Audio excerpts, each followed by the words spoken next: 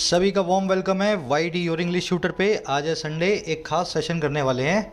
Extremely high, ultra high difficulty level के sentence rearrangement sets को करेंगे। ऐसे सेट्स आपको बैंकिंग और एसएससी दोनों में देखने को मिलते हैं, मेंस में, बैंकिंग में खास करके। जैसे सेट है आपके सामने, 5 सेंटेंसेस दिए हुए हैं, आपको इस सेट को करेक्ट ऑर्डर में बिठाना है। लेकिन सबसे मुश्किल बात यह है कि इसमें कोई भी ऑप्शंस आपको नहीं मिलेंगे। क्वेश्चन फर्स्ट मिलेगा, आपसे पूछेगा कि डी के बाद कौन सा आएगा। फिर सेकंड क्वेश्चन में आपसे पूछेगा कि ई से पहले कौन सा आएगा। थर्ड क्वेश्चन में आपसे पूछेगा कि शुरू और लास्ट वाला सेंटेंस बताओ। तो you have no options, virtually आपको बिना ऑप्शंस के इन सेट्स को सॉल्व करना है। फिर एक क्वेश्चन है आपसे लास्ट में कि सेंटेंस बी के बाद में कौन सा सेंटेंस नया आप ऐड कर सकते हो। तो एक नया सेंटेंस भी आपको ऐड करने के लिए बोल रहा है। एक्सट्रीमली हाई डिफ़िकल्टी है, शुरू कर लेते हैं। याद रखें ये क्लास हमारे बैंकिंग एसएससी मेंस कोर्स का जो है पार्ट है। इस कोर्स को आप अवेल कर सकते हैं अपनी एप्लीकेशन से, जाकर के आज ही डाउनलोड करें Y D your English shooter.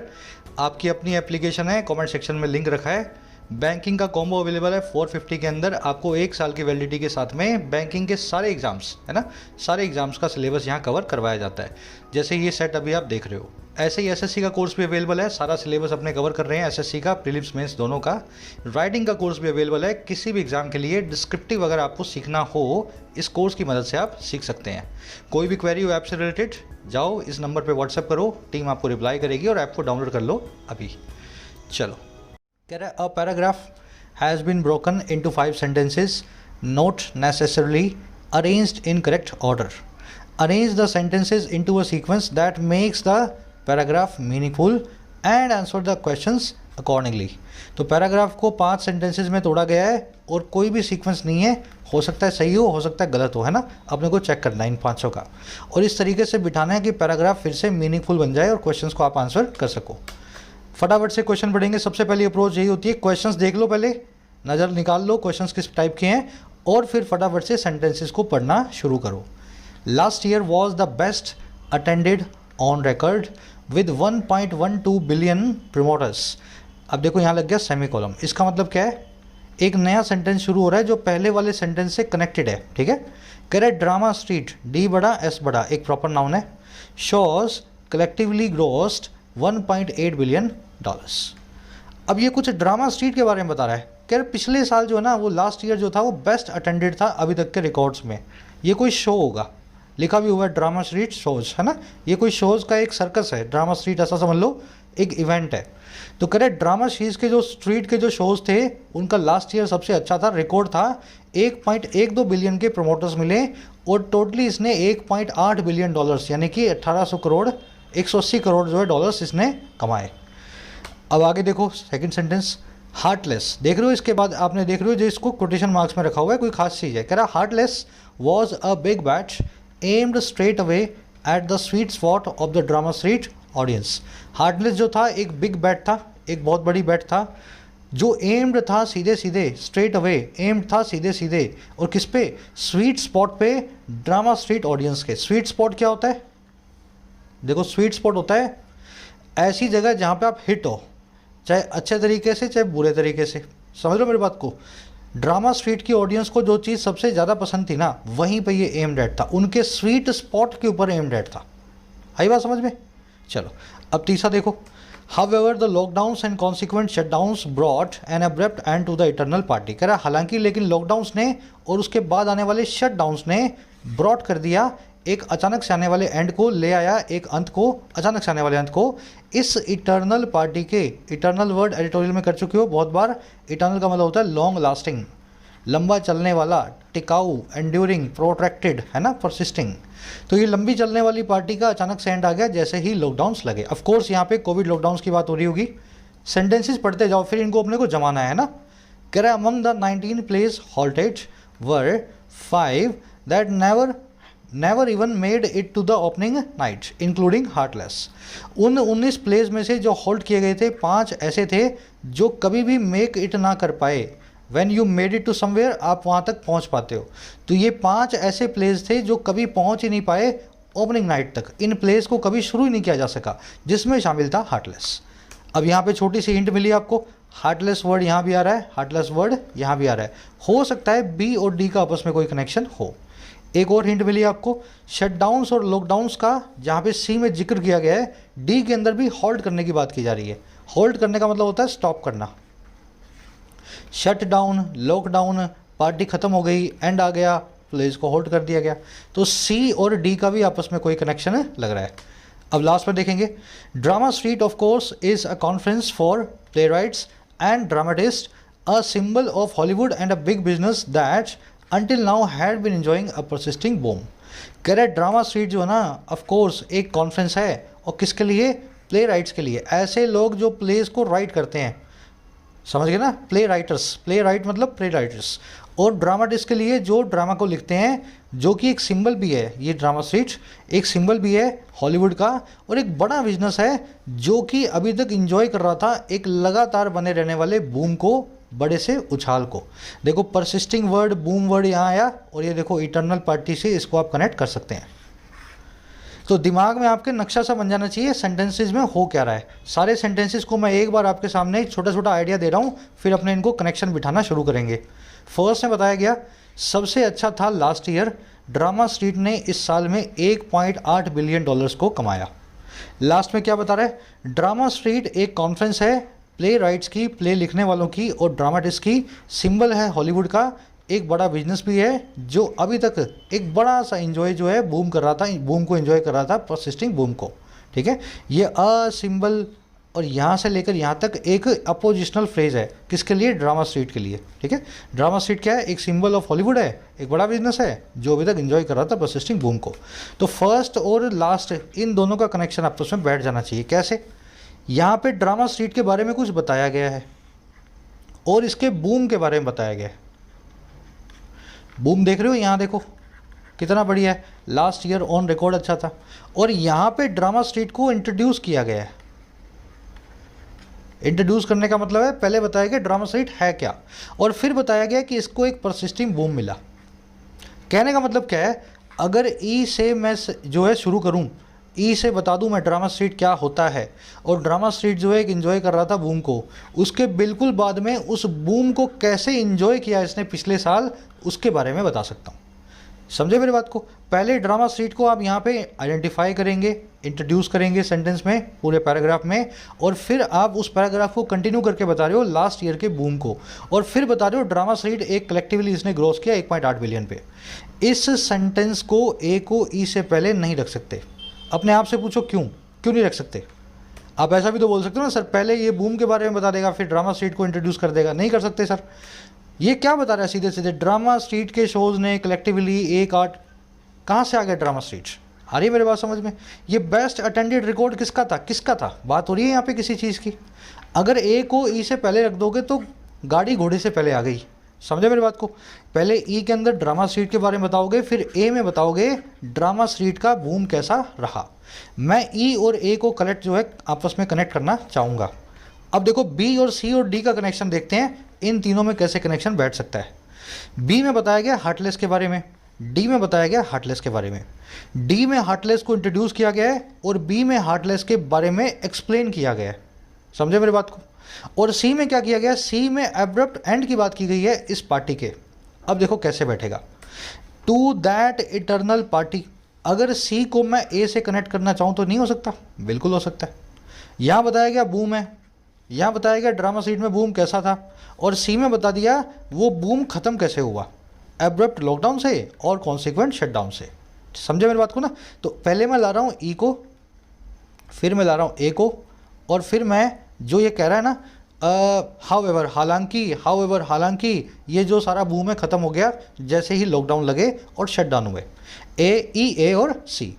अब देखो शटडाउन से बिल्कुल कनेक्ट हो रहा है डी, ये हाल्टेड की बात कर रहा है। हाल्टेड का मतलब है रुके हुए। शटडाउन से आप हाल्टेड को जोड़ोगे तो कह रहे हैं जो शटडाउन हुए थे ना, जो पार्टी खत्म हुई थी, उनमें 19 प्लेस थे जो बंद किए गए थे, और 19 में से 5 ऐसे थे जिनको कभी भी सिनेमा की जो है ओपनिंग स्क्रीन तक लाया नहीं जा सका, जिनमें एक था हार्टलेस।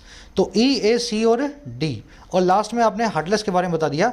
हार्टलेस जो था ना वो एक बड़ी बैट था, एक बहुत ही बड़ा शो था, एक बहुत ही बड़ा बैट था ना, बहुत बड़ी कोशिश थी जो सीधे सीधे एम थी स्वीट स्पॉट पे ड्रामा स्ट्रीट ऑडियंस के।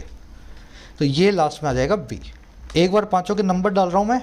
फर्स्ट नंबर पे मैंने यहाँ पे ड्रामा स्ट्रीट को इंट्रोड्यूस कर दिया, सेकंड पे मैंने ड्रामा स्ट्रीट के बूम के बारे में बताया, थर्ड के ऊपर मैंने ये बूम कैसे ख़त्म हुआ, लॉकडाउन से और कॉन्सिक्वेंट शटडाउन से, ये थर्ड में बताया। फोर्थ में बताया ख़त्म होने से हुआ क्या, 19 प्लेस बंद हो गए, 5 जो है कभी भी जो शुरू ही नहीं हुए थे, उनमें से था एक हार्टलेस।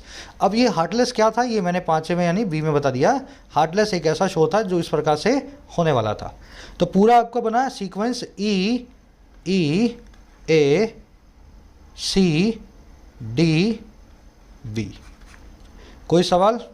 चलो 10 मिनट मुझे आपको समझाने में लगे, लेकिन सलीके से क्वेश्चन 2 मिनट का है, और जिसने ये कर लिया उसके बाद आगे के 5 में से 4 क्वेश्चन तो बड़े इजी हैं, मेरे ख्याल दिक्कत ही नहीं है कोई इनमें, है ना।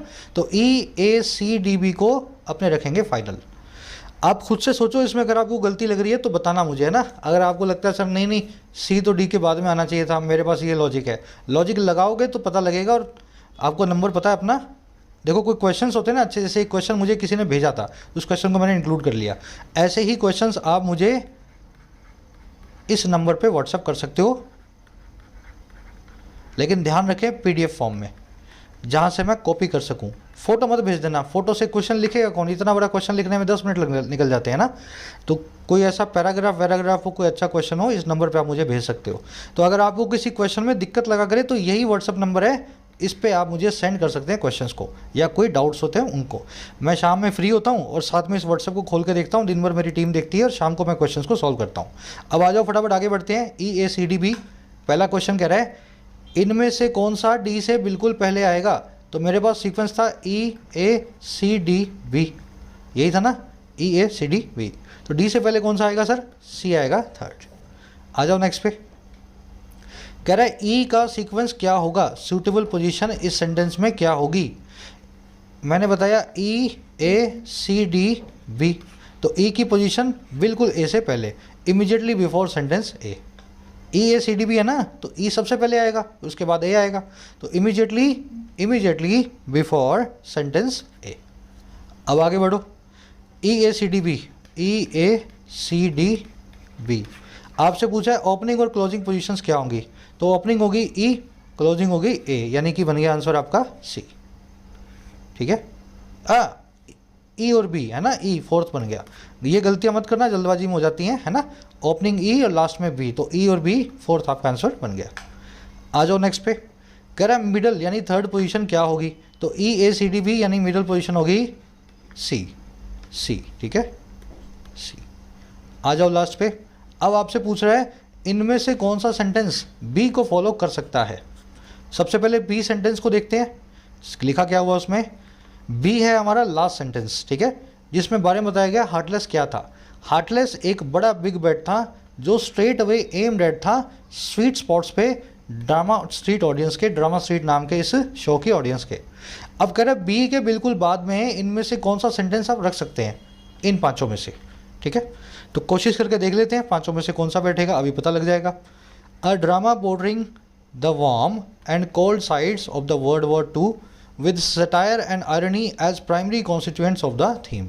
ये एक ड्रामा था जो पोर्ट्रे करता था गर्म और ठंडी साइड्स को, गर्म जोशी और कोल्ड ब्लडेड साइड्स को वर्ल्ड वॉर II की, है ना, जिसमें सटायर और आयरनी जो थे वो इसके प्राइमरी कॉन्स्टिट्यूएंट थे इस ड्रामा की थीम के, इस ड्रामा की जिसकी बात की जा रही है। सटायर का मतलब होता है उपहास, आयरनी भी उपहास का एक सिनोनिम है। सटायर का मतलब होता है डायलॉग बाजी होती है ना, जो ऐसे डायलॉग जो मतलब समझ गए ना, डायलॉग बाजी वाले सटायर, जो उपहास होता है डायलॉग बाजी वाला। और आयरनी का मतलब होता है किसी चीज़ के अंदर आप जो है कॉन्ट्राडिक्शन दिखा सको, कॉन्ट्राडिक्शन दिखा सको, है ना। आयरनी उपहास वाली बात जो है इंडिकेट कर सको। सटायर में डायलॉग्स होते हैं, आयरनी में सिचुएशन दिखाई जाती है आपको। चलो, तो यहाँ पे जो पी है ना बिल्कुल बी वाले के बिल्कुल साइड में बैठ जो है साथ में बैठ सकता है सेट। कैसे? बी सेंटेंस में आपको बताया गया कि ड्रामा स्ट्रीट क्या था, ये किसके लिए बना गया था, एक बड़ा बेट था ऑडियंस के स्वीट स्पॉट के ऊपर एम था। और बिल्कुल पी वाले सेंटेंस के अंदर इस ड्रामा के बारे में और इलेबोरेट कर दिया गया है। अगर बी के बाद में मैं इसको रखना चाहूँ तो ये सेंटेंस क्या करेगा, बी वाला जो ड्रामा स्ट्रीट का जो वो हार्टलेस था उसको अच्छे से डिफाइन करेगा वो था क्या, है ना। तो ये पी सेंटेंस जो है ना बिल्कुल सेट बैठ रहा है। तो या तो आंसर ए है या थर्ड है या फिफ्थ है ना, ये नहीं है और ये नहीं है। अब चेक करेंगे क्यू और आर को, आइडिया तभी लगेगा। The sudden shutdown has proven to be a spoke in the wheel for a blooming platform for the theatre art. अचानक से होने वाला जो शटडाउन था वो प्रूव हुआ है एक spoke in the wheel. Spoke in the wheel का मतलब होता है रास्ते का रोड़ा, रास्ते का रोड़ा। कैसे बनता है स्पोक इन द व्हील? ये व्हील है, व्हील में होती है कुछ ऐसे इस तरह के जो होते हैं ताड़ियाँ बोलते हैं ना व्हील की। अगर व्हील घूम रहा है तो ये सब घूम रही हैं। अब आप क्या करो, एक स्पोक यानी कि एक छड़ी को अचानक से इसके अंदर घुसा दो चलती हुई किसी गाड़ी के व्हील में। तो ये जो अलॉय व्हील है इसके अंदर जैसे ही ये छड़ी घुसेगी ये व्हील को तोड़ देगी, गाड़ी जो है रुक जाएगी, है ना। तो स्पोक इन द व्हील क्या होता है? किसी की चलती हुई गाड़ी में डंडा मारना। स्पोक मतलब छड़ी, व्हील मतलब जो है चक्का या पहिया। समझ रहे हो ना इडियम कैसे बनी है? तो अचानक से आने वाला जो शटडाउन था ना, इस बूमिंग प्लेटफॉर्म के लिए स्पोक इन द व्हील बना। इसकी गाड़ी बहुत तेज़ी से दौड़ रही थी, अचानक से उसमें शटडाउन की एक छड़ जो है घुस जाने से वो रुक गई। सेट तो ये भी बैठ रहा है। अब आर वाले को देखते हैं। The industry of animated movie and theatre art is seeing a phase of exponential growth. जो इंडस्ट्री है एनिमेटेड मूवीज़ की और थिएटर आर्ट की, वो देख रही है एक बहुत ही तेज़ी से आने वाले फेज़ को, जो है तेज़ी से आने वाली ग्रोथ का। फेज़ मतलब चरण, पीरियड, एक्सपोनेंशियल मतलब तेज़ी से आने वाली, ग्रोथ मतलब विकास। देखो तीनों ही सेट बैठ रहे हैं। यहाँ पे थिएटर आर्ट की बात हो रही है, सारा काम ड्रामा की तो बात हो रही थी, तो ड्रामा और थिएटर आर्ट जो है आपस में कनेक्टेड है। सेकंड में बात की जा रही है कैसे शटडाउन की वजह से इनका काम रुक गया। और फर्स्ट में तो पूरा का पूरा ही हार्टलेस नाम के ड्रामा को यहाँ पे इसने अच्छे से डिफाइन कर दिया। देखो पी तो बन ही रहा है, इस पर तो कोई सवाल ही नहीं है। क्यू और आर में से अगर मैं सेलेक्ट करना चाहूँ, देखो तीनों ऑप्शन तो है नहीं, पी क्यू आर तो कहीं लिखा नहीं हुआ। आर को मैं छोड़ूंगा और क्यू को सेलेक्ट करूंगा। रीजन क्या है? दो है। देखो क्यू जो है एक तो बिल्कुल सेट बैठ रहा है, इस पर कोई भी डाउट नहीं है। स्पोक इन द व्हील का काम किया, बिल्कुल सही है ही बात सही है ना। लेकिन आर में एक दो मुझे कन्फ्यूजन के पॉइंट्स लग रहे हैं। पहली चीज़ तो थिएटर आर्ट तो ठीक है, लेकिन एनिमेशन मूवीज़ की बात कहाँ से आई? एनिमेशन मूवीज़ तो आए नहीं कहीं इसके अंदर। थिएटर आर्ट की बात हो रही है, ड्रामा स्ट्रीट की बात हो रही है, हार्टलेस की बात हो रही है, शोज़ की बात हो रही है। थिएटर आर्ट से इसका कनेक्शन है, लेकिन एनिमेटेड मूवीज़ की तो कहीं बात हो ही नहीं रही। दूसरा, ये जो इंडस्ट्री है वो एक्सपोनेंशियल बूम नहीं देख रही। अब शटडाउन्स के बाद में ये एक्चुअल में एक डिक्लाइन को देख रही है। तो दो यहाँ पे मुझे उसने हिंट्स दे करके बताया कि भाई आर जो है ना, आर इसको मत सुन लेना। थिएटर आर्ट देख करके खाली कोई पूरे सेंटेंस को अपना एलिजिबल सेंटेंस मत मान लेना। समझे? लॉजिक से चले तो मेरे को पता लगा पी और क्यू में तो कोई गलती नहीं है, आर में कुछ वीक पॉइंट्स हैं जिसकी वजह से मुझे आर को यहाँ पे करना पड़ेगा ओमिट। अगर यहाँ पे छठवां ऑप्शन पी क्यू आर दे देता तो जेन्युइनली ये क्वेश्चन जो है थोड़ा सा कंफ्यूजिंग बन जाने वाला था। और ऐसे क्वेश्चंस आपको बैंक के एग्जाम में मिलेंगे, है ना। पर मैं क्या बोलता हूँ, 30 नंबर का पेपर है, 35 नंबर का पेपर है, मैं उन 5 क्वेश्चंस की परवाह नहीं कर रहा हूँ जो एग्जामिनर को खुद को भी नहीं आते। समझे मेरी बात को? 30 या 35 नंबर का जो आपका मेंस का पेपर है बैंकिंग का या एसएससी का कर रहे हो अगर आप प्रिपरेशन, 200 नंबर के जो पेपर हैं, तो 200 में से 10 क्वेश्चन तो एग्जामिनर को भी नहीं आते। उसने भी कहीं से पढ़ के लिख दिए, उसको भी ढंग से नहीं पता इन क्वेश्चंस में क्या होगा, या उनके जो ऑप्शंस हैं वो बड़े कन्फ्यूजिंग है। तो इन 10 क्वेश्चंस को तो मैं भूल ही जाता हूँ। इन 35 में से 4 या 5 क्वेश्चंस को तो मैं भूल ही जाता हूँ। आपको एम करना है 30 में से 25 मार्क्स लाने को, ठीक है। 35 में से 30 या 32 मार्क्स लाने को। 2 या 3 क्वेश्चन सबके गलत होंगे, किसी को कोई मैं पेपर देने जाऊंगा तो मेरे भी होंगे, आप देने जाओगे तो आपके भी होंगे। तो अगर आ जाता है ऐसा क्वेश्चन तो मैं उसको छोड़ करके आता, और या फिर मैं इस वाले को पी और क्यू को लगा करके 3 को लगा के आ जाता, थोड़ा सा रिस्क ले लेता। गलती हो जाती तो कोई मुझे इस चीज़ का रिग्रेट नहीं है, 1-2 क्वेश्चन गलत होते हैं। चलिए रैप अप करेंगे अपनी क्लास को यहीं पे। अगर स्ट्रक्चर्ड वे में आप मेरे साथ प्रिपेयर करना चाहते हो तो ज़रूर से अपनी ऐप को डाउनलोड करें। ऐसी क्लासेस आपको कोर्सेज में मिल जाएंगी। बैंकिंग, एसएससी और राइटिंग स्किल्स तीनों के कोर्सेज अवेलेबल हैं। कोई भी क्वेरी हो ऐप से related, this is the number, जाओ व्हाट्सअप करो ताकि आपको रिप्लाई मिल सके। एक लाइक और एक शेयर ज़रूर से देना क्लास को। Until then, signing out.